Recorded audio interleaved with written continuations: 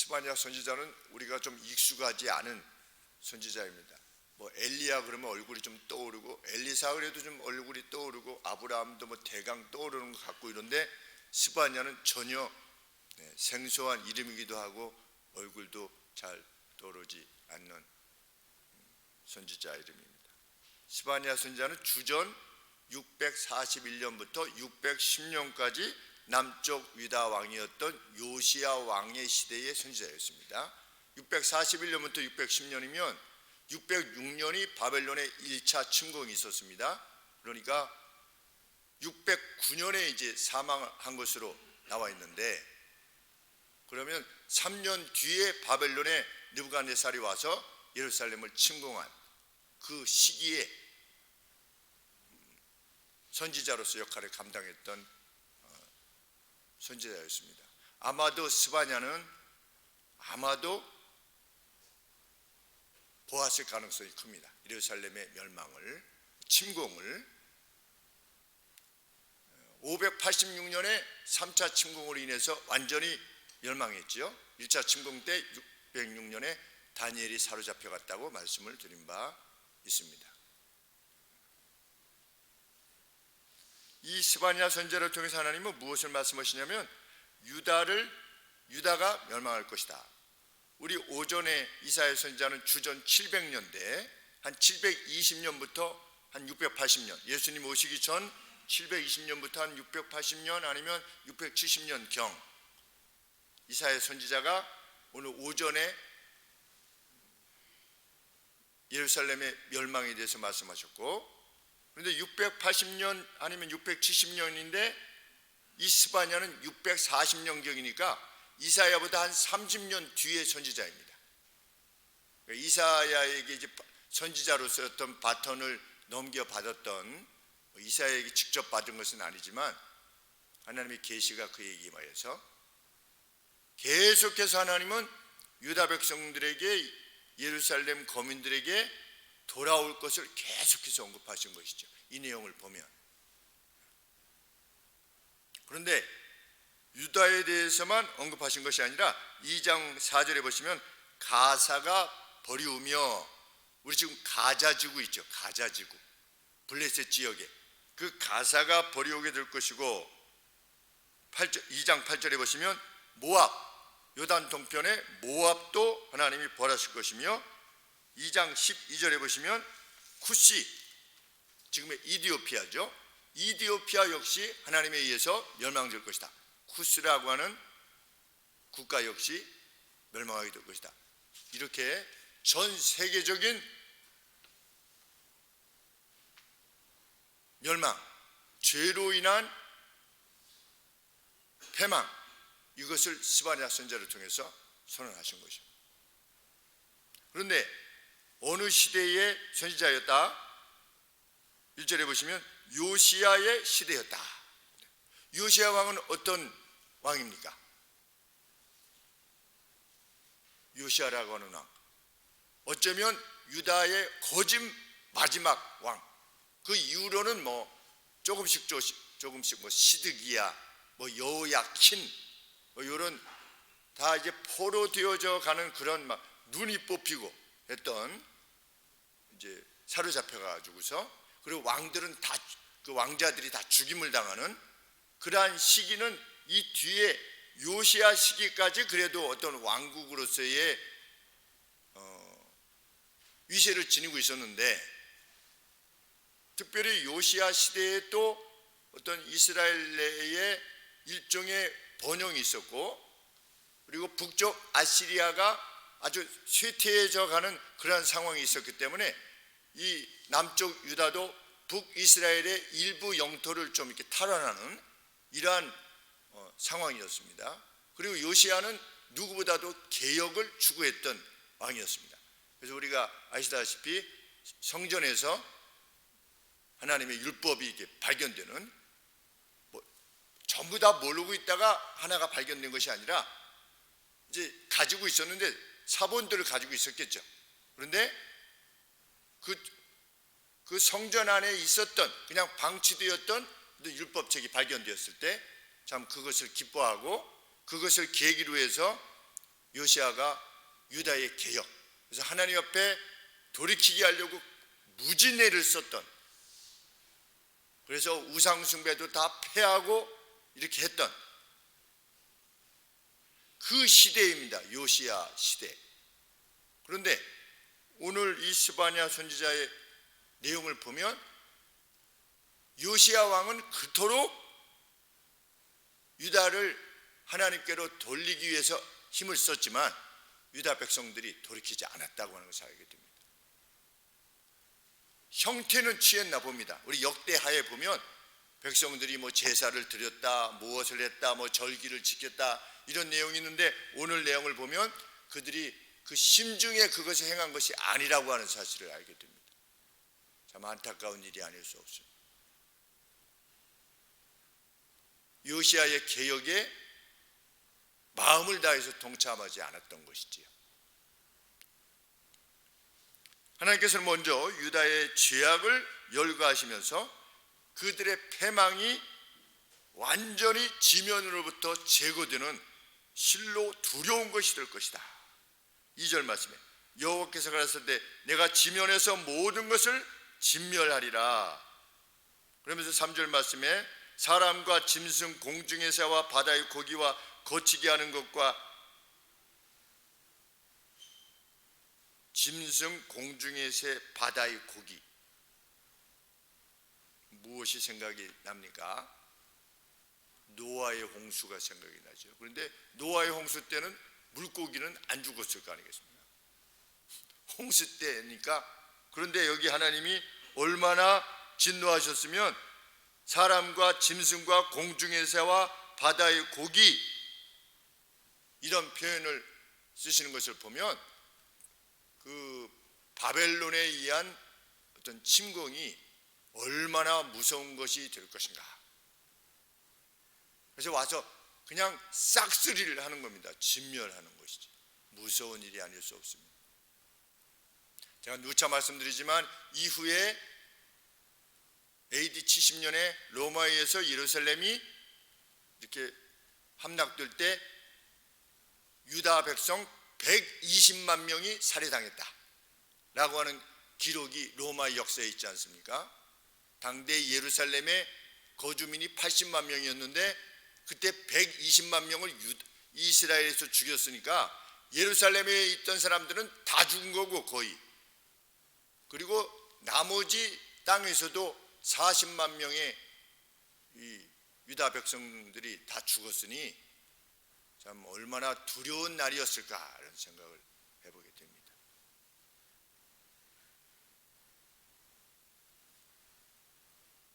이를 통해서 하나님이 이루시는 일이 무엇이냐? 내가 복수를 해가지고 내 마음을 기쁘게 할 것이다. 이것이 아니고 3절에 보시면 거치게 하는 것과 그랬죠? 거치게 하는 것. 이 거치게 하는 것이 무엇이냐? 스탬블링 블록스 그랬습니다.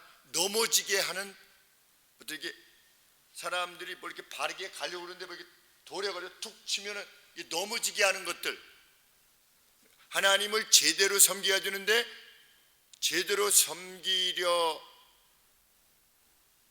하는데 방해가 되는 것들, 다른 것들이 들어와서 진리대로 행하지 못하게 하는 것들, 이것들을 내가 완전히 제거할 것이다. WCC 같은 것이 있지 않습니까? 종교의 평화를 말하며 무엇을 믿어도 천국에 간다 라고 말하는 자들, 그래서 예수님에게로만 오직 믿음으로만 오직 예수님을 통해서만 나 외에는 구원이 없다라고 말씀하신 이 하나님의 말씀을 거치게 하는 자들, 하나님께서 용납지 아니하시겠다는 겁니다.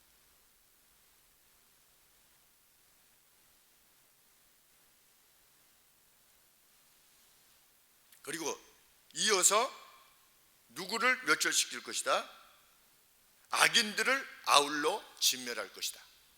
하나님을 바로 섬기게 하는 것을 방해하는 모든 것들을 제거할 것이고 하나님의 말씀을 떠난 악인들을 진멸할 것이다. 그것이 세계사 속에 하나님께서 행하시는 방식이라는 겁니다.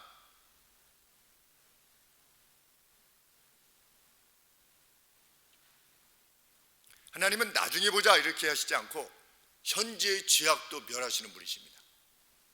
반드시 갚으시는 분이십니다. 죄의 곰팡이가 일어날 때 그 죄가 너무 심해서 그 죄악이라고 하는 곰팡이가 그냥 제거하면 없어질 정도가 아니라 집안 전체에 퍼지면 어떻게 하라? 그 집을 무너뜨려라 하시는 것처럼 그것이 가정이든 어느 교회든 아니면 국가든 더 이상 어떻게 손볼 수 없는 그런 상황 가운데 있게 되면 하나님께서 그것들을, 그 공동체를 폐하시는 것입니다. 그분이 우리 하나님이십니다. 특별히 유다와 예루살렘에 임할 재앙의 이유로 4절에 바알 숭배가 언급되어집니다. 내가 유다와 예루살렘 모든 거민 위에 손을 펴서 바알에 남아있는 것을 그곳에서 멸절하며, 바알이 아직도 남아있는 겁니다. 그런데 이 바알이라고 언급되는 바는 주석에 의하면 온갖 종류의 우상 숭배의 동이어다. 그러니까 바알이라고 대표되어지는 우상 숭배. 그래서 하나님께서는 누구를 제하실 것이다. 4절 말씀 하반절에 보시면 그마림이라고 하는 이름과 및 그 제사장들을 아울러 멸절하실 것이다. 일단 종교적인 죄, 신앙적인 죄, 그 신앙적인 신앙이 제대로 정립되어지지 않으면 삶이 제대로 정립될 수가 없지요. 이스라엘 백성들은, 유다 백성들은 우상을 추구했는데 그 우상을 추구하는 방식으로는 하나님이 명하신 바 의로움을 행할 수가 없게 되는 것입니다. 믿음이란 실로 중요한 것입니다. 우리 행동을, 의사결정을 결정하기 때문에 믿는 만큼 결정하고 행동하는 겁니다. 그런데 그들은 우상과 하나님을 겸하여 섬겼다. 우리가 돈과 하나님을 겸하여 섬길 수 없고, 학업과 하나님을 겸하여 섬길 수 없고, 지위와 나의 미래라고 여겨지는 그 어떤 것과 하나님을 겸하여 섬길 수 없다 라고 성경은 계속해서 말하는 것이죠. 그런데 무엇을 없애시겠다? 그마림. 그래서 그마림이 뭐냐면 코하님입니다. 코하님, 원 발음이 코하님인데 이 코하님, 그 다음에 두 번째 그 제사장들이라고 그랬는데 그 제사장들은 히브리 언어로 케마림입니다. 앞서서 언급되어 코하님, 그리고 두 번째는 케마림. 그런데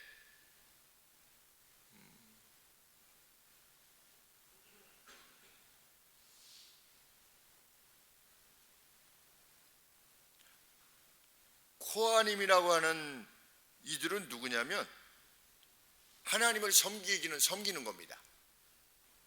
그런데 이방의 방식으로 섬기는 겁니다. 하나님을 섬기는데 이방의 방식으로 섬기는 겁니다. 이러한 자들을 코하님이라, 케마림이라 이렇게 불렀습니다. 그래서 우리 열왕기 하 23장 5절 한번 보시겠습니다. 열왕기 하 23장 5절.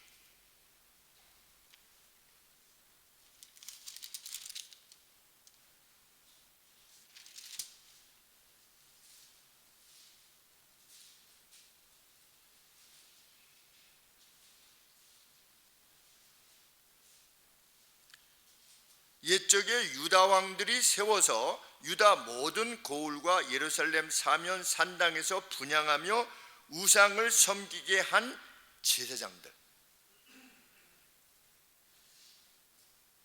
이 사람들이 누구냐? 이 사람들이 케마림이다. 그러니까 이 계명을 어긴 겁니다.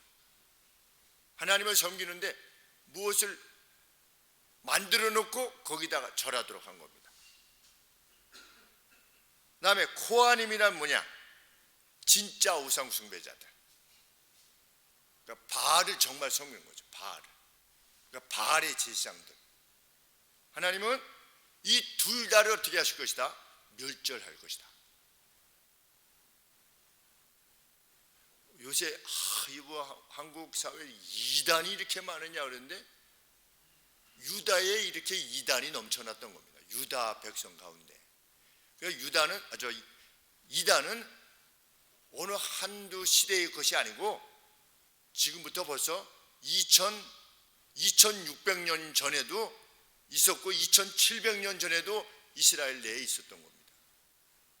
뭐 신천지니 무슨 여호와의 증인이니 통일교니 안식일교니 이런 이단들이 이미 그때에도 더 심하게 있었던 거죠. 그래서 어떻게 된 겁니까? 유다가 그냥 멸망한 것입니다. 다 지우고 새로 하셔야 되니까 하나님께서. 5절에 보시면 그들이 어떻게 했다? 하늘의 1월 성신에게 굽혀 절했다. 별들도 섬겼고 달들도 섬기고 태양도 섬기고 그러면서 동시에 어떻게 했다? 5절 말씀에 여호와께 맹세하면서 그랬는데 경배하며 여호와께 맹세하면서 하나님 앞에 바우다운 했어요. 엎드려 절한 겁니다. 이 성경에 하나님을 경배하는 방식에 하나님 앞에 바우다운 하라는 것이 있습니까? 없습니까? 하나님 앞에 와서 이렇게 절하라고 하는 게 있습니까? 없습니까? 없어요. 근데 하나님 앞에 어떻게 했어요? 무엇을 만드는고 여호와 앞에 와서 이렇게 절한 겁니다. 하나님이 하지 말라고 그랬는데 그 어떤 형상을 만들지 말며 또 거기에 절하지 말며 그래서 우리는 사람이 아닌 그 어떤 대상에 대해서 절하지 않는 겁니다.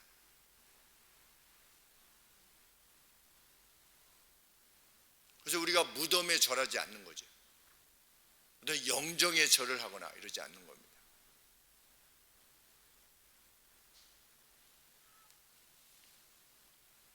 그리고 그렇게 맹세하면서 여호와께 맹세를 하면서도 말컴을 가리켜 맹세하는 자, 바알의 또 다른 이름 말컴, 맹세한다. 여호와께 절하여 맹세하면서도 동시에 우상에게도 절하며 맹세하는 그러한 죄악.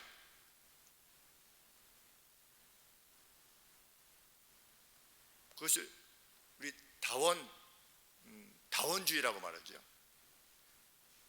종교 다원주의. 정상은 하나인데 신은 한 분이신데 올라가는 루트가 다를 뿐이다. 어떤 사람은 기독교라고 하는 A 루트를 통해서 그 신을 만나는 것이고 어떤 이는 B 루트를 통해서 그 신을 만나는 것이다. 우리는 이 신을 여호와라고 부르고 다른 데서는 부처라고 말하고 저기서는 또 알라라고 말할 뿐이다 라고 말하는 자들이 이 시대에도 있었다는 거죠.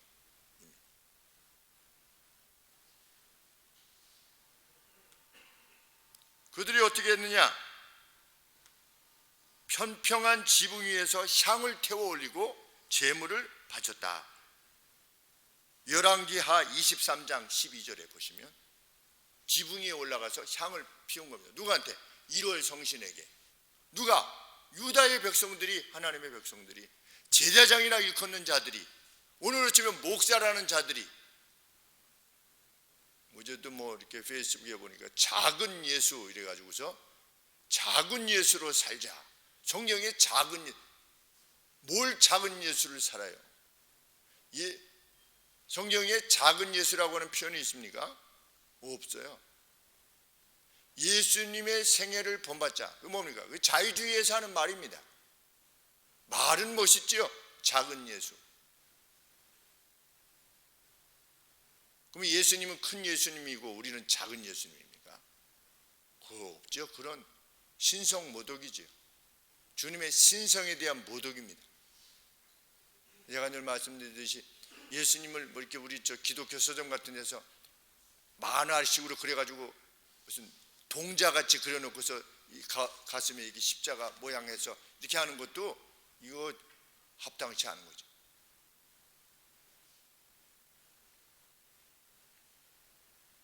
그런데 그 유물에 남겨진 유물을 보면 유다 백성들이 말캄을 그들의 왕이라고 기록한 그런 유물이 남아있는 겁니다. 우리의 왕이시다. 누가? 이 말캄이. 하나님께서 이스라엘을 멸망시키신 것은 하나님이 분노에 속하신 분이 아니시고 뭐 이렇게 조금 잘못해서 참을 수 없으신 분이기 때문이 아니고, 우리가 구약을 보면 막 하나님 막 진노하시는 하나님, 막 그냥 멸절하시는 하나님 이렇게만 여겨지는데, 이 성경의 내용을 살펴보면 하나님께서 그런 하나님이 아니라고 하는 것을 알게 되는 것입니다. 아비의 죄악을 어떻게 하신다? 3, 4대까지 지켜보신다는 겁니다. 지켜보시다가 그래도 회개하지 않을 때 그들에게 벌하시는 하나님이시라는 겁니다. 의인은 1000대까지 복을 베푸셔요.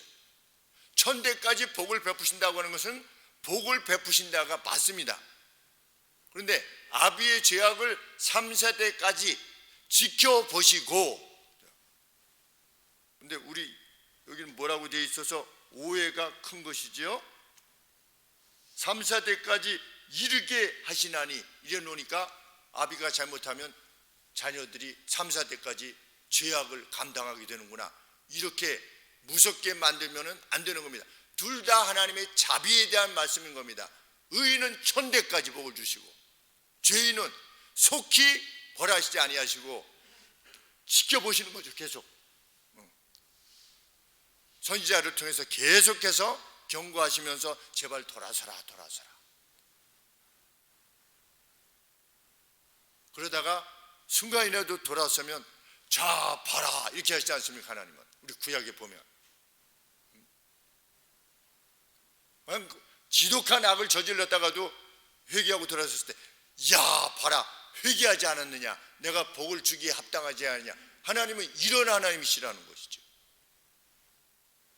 유다의 패망은 결코 돌이키지 않으려고 했던 그 완악함 때문이었다는 것을 우리는 알게 됩니다.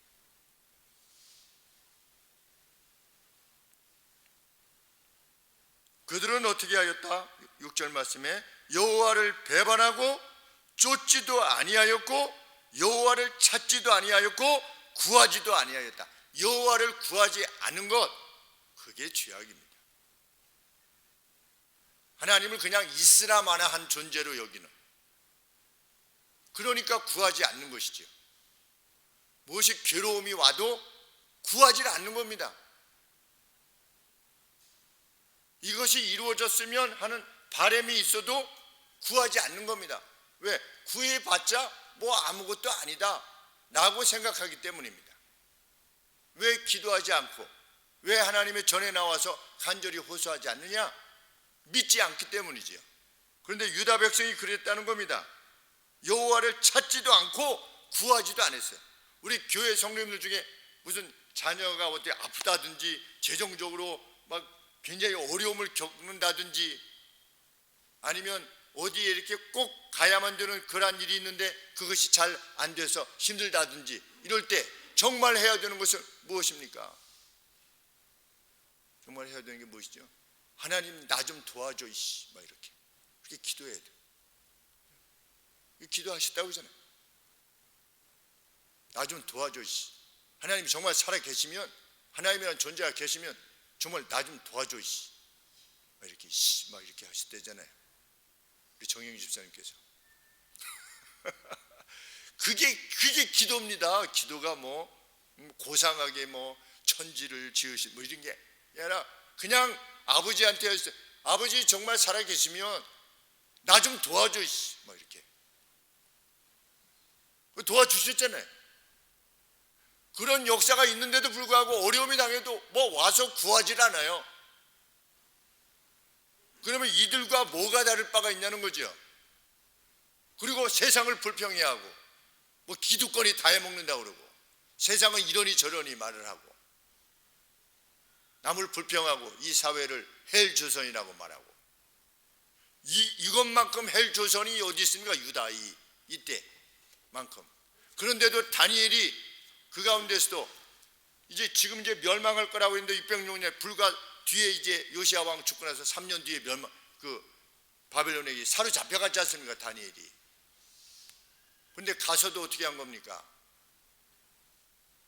우리는 이방에 우리나라를 무너뜨린 이 이방의 포도주 만난 고기 나 먹을 수 없다. 2+. 얼마나 2+겠습니까? 바벨론 것이 왕의 진미를 먹는데.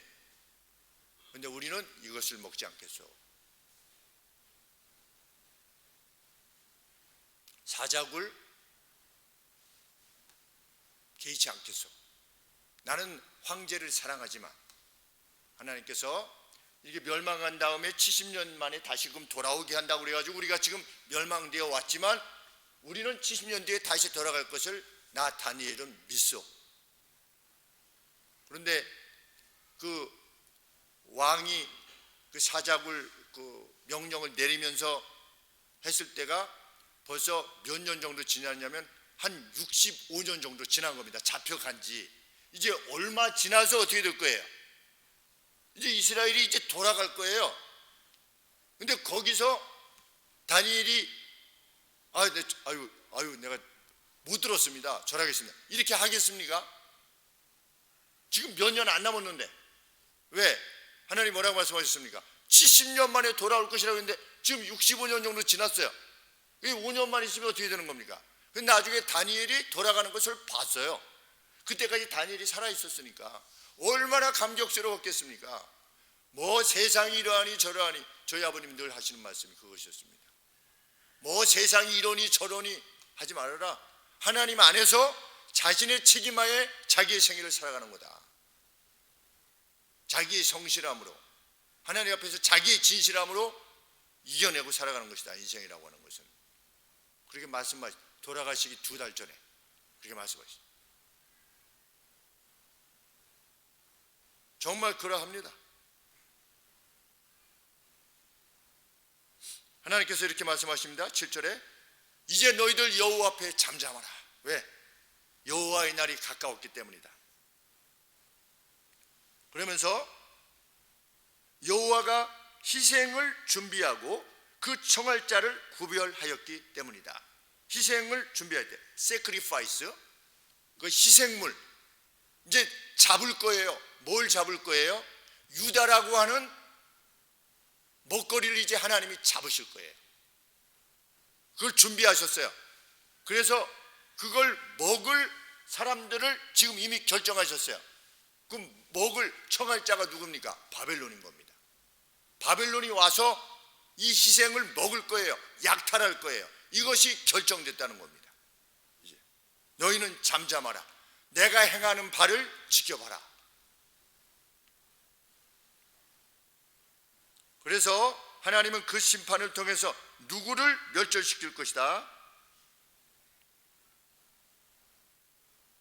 8절 말씀에 내가 방백들과 왕자들과 이집트 또는 바벨론의 옷을 입은 자들을 벌할 것이며 그날에 문턱을 뛰어넘어서 강포와 계율로 자기 주인의 집에 채운 자들을 내가 벌할 것이다.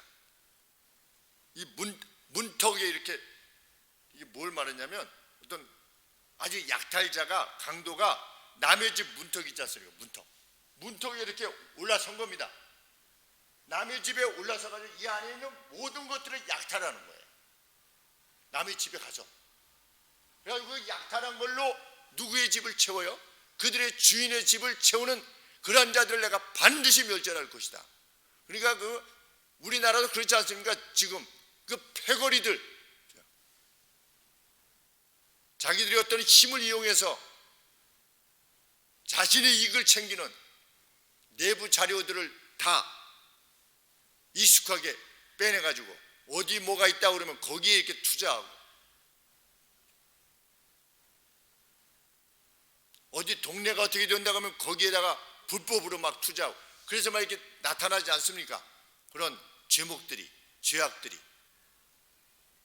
그런데 하나님께서는 그런 자들을 가만두시지 않겠다는 겁니다.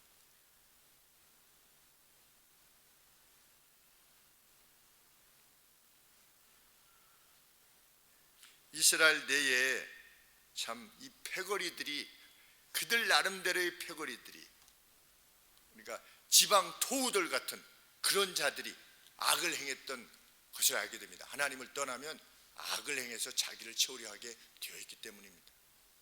그것 외에 뭐가 있겠습니까?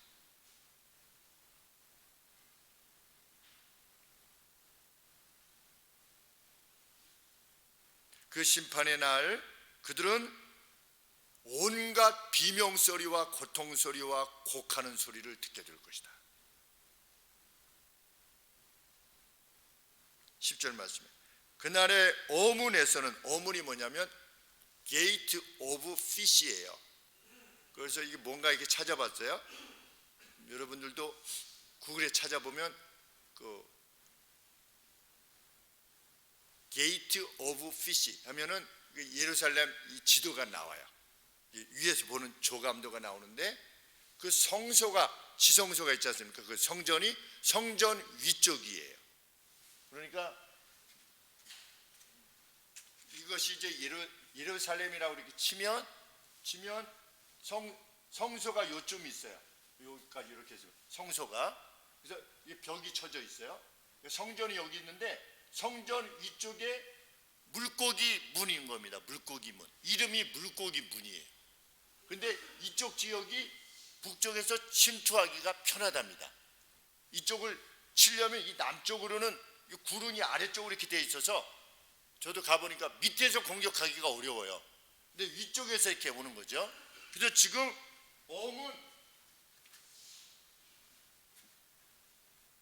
10절에 어문에서 곡성이 날 것이다.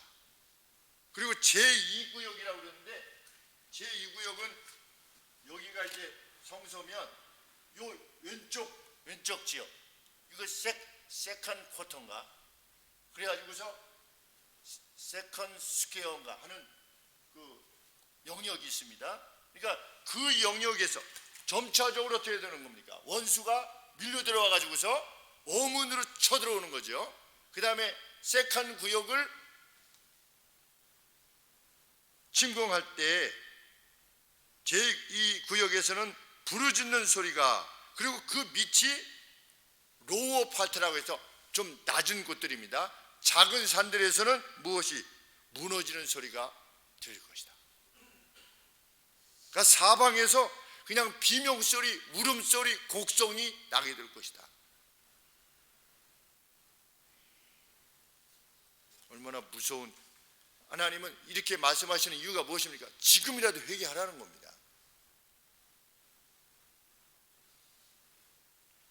11절에 막데스 거민들아, 이 막데스 거민에 대해서는 두 가지 해석이 있는데, 하나는 이 막데스라고 하는 말이 오목한 장소라고 하는 뜻이래요. 오목한 장소, 이게 좀 내려앉은 어떤 장소. 그러니까 그래서 이 아래쪽, 구릉 아래쪽 거민들에 대해서 말하는 것이다 라고 하는 해석이 하나 있고, 또 하나의 해석은 무역과 고리대급업으로 부자가 된 자들 라고 하는 이제 해석이 있는데, 여하간에 그들이 애국하게 될 것이다. 왜?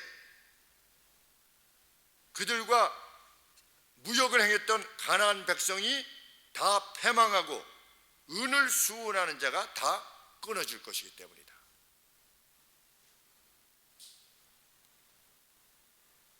(12절에) 그때 내가 등불로 예루살렘에 두루 찾아, 숨어있는 자들이 있으려고 하지 않겠습니까? 그 재난을 피하려고 하는 자들을 하나님이 등불로 찾듯이 그들을 일일이 다 찾아서 어떻게 할 거다? 내가 완전히 멸절시킬 것이다. 무서운 말씀입니다. 그래서 무릇 찢기같이 가라앉아서 저 포도주에 이렇게 하면 찢기가 있지 않겠습니까? 그러한 자들, 누가 그러한 자들이냐? 찢기같이 가라앉아서 심중에 스스로 이르기를 여호와께서는 여호와가 무슨 복을 내려? 그리고 화를 내는 게 뭐 있어? 우리가 그냥 믿는다고 하는 거지 뭘 그렇게 여호와가 실제로 어디 있어? 무슨 복을 내려? 무슨 화를 내리고 이렇게 하는 자들, 이러한 자들을 내가 반드시 멸절할 것이다. 내가 살아있음을 보여줄 것이다. 그 생각 가운데 악을 행하는 자들 내가 가만두지 않을 것이다. 13절에 그들의 재물이 노략되며 그들의 집이 황무하게 될 것이다. 그들이 집을 건축하지만 거기 거하지 못할 것이며 포도원을 심으나 그 포도주를 마시지 못하게 될 것이다. 악을 기반으로 세워진 그 어떤 것도 결코 그들을 행복하게 만들지 못하게 할 것이다. 하나님의 분명한 의지입니다. 오늘 그렇지 않습니까? 악을 기반으로 모아서 이룬 자들 행복해 보입니까? 푸틴 멀리, 시진핑 행복해 보입니까? 김정은 행복해 보이십니까? 악을 기반으로 행하는 자들, TV에 등장하는 많은 자들, 그 악을 행하면서도 전과가 몇 범인 자들도 뻔뻔하게 나와서 행하는 자들이 행복해 보이십니까? 행복하지 못하죠. 얼굴이.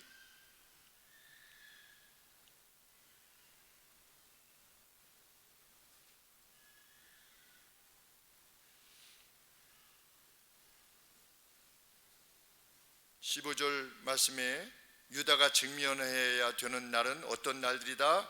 분노, 환난, 고통, 황무와 폐괴.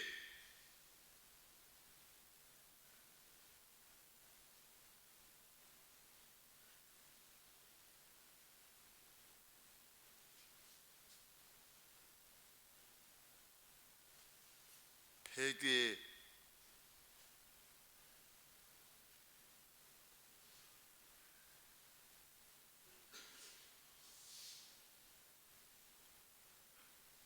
파괴와 황무함과 darkness, 어둠의 날이요. 여기 우리는 폐괴라는 말이 있는데 여기에는 그것이 이렇게 특별히 언급되고 있지는 않은 것 같습니다. 16절에 바벨론의 나팔이 불려지게 될 것이다. 그래서 예루살렘에 유다의 견고한 성읍들을 치며 높은 타워들, 망대들을 치는 날이 반드시 도래할 것이다. 바벨론에 의해서. 그들은 바벨론의 트럼펫과 전투소리를 듣게 될 것이다 라는 말씀입니다. 그때 그들이 어떻게 될 것이다? 유다가 17절에 내가 사람들에게 고난을 내려 어디로 가야 될지 모르리만큼 소경같이 그들을 행하게 할 것이다. 우리 6.25 전쟁 때 사람들이 어떻게 해야 되는 걸 모르겠죠. 벌써 이게 진주해 버렸기 때문에 어떻게 해야 되나 라고 하는. 왜냐하면 그들이 나 여호와께 범죄하였습니다. 그들의 피가 흘리워서 티끌같이 되며 피가 얼마나 소중한 것입니까? 그런데 무가치한 것과 같이 피가 흘려지게 될 것이다. 그들의 피가 그냥 사람의 목숨이 그냥 파리 목숨같이 그렇게 피가 흘려질 것이며 그들의 살은 분토같이 될 것이다. 시체가 수거되지 못해가지고서 어떻게 된 겁니까? 장사되지 못해서 그냥 길거리에서 그냥 방치되어서 썩어갈 것이다.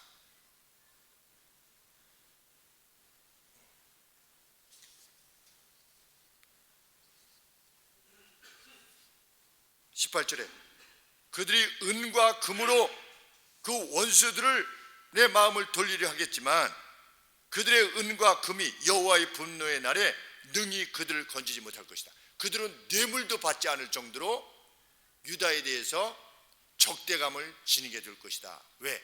하나님께서 행하시는 것이기 때문에. 웬만하면 은 받고 금 받고 돌아가지 않습니까? 왜냐하면 그런 것들이 실상의 목표니까. 그런데 그런 걸 받지도 않고 그냥 다 살육할 것이다. 죄와 함께하는 것, 파멸을 안고 사는 것이다 라고 하는 것을 우리로 알게 하는 말씀입니다. 우리는 하나님만을 섬기는 이가 되기를 원합니다. 하나님과 겸하여 다른 것을 섬기는 자들이 아니라. 누가 하나님과 겸하여 다른 것들을 섬기는 것입니까? 하나님이 하지 말라고 한 것을 행하는 것, 하나님께서 행하라고 하는 것을 행하지 않으므로 자신의 안녕을 보장받으려 하는 모든 결정들, 그러한 태도가, 그것이야말로 하나님과 겸하여 세상을 섬기는 것이라 확인하게 됩니다. 참, 이러한 파멸과 이러한 슬픔, 이러한 곡성소리와 전혀 관계없는 인생을 살게 되는 은혜가 우리에게 있기를 소원합니다. 기도하겠습니다.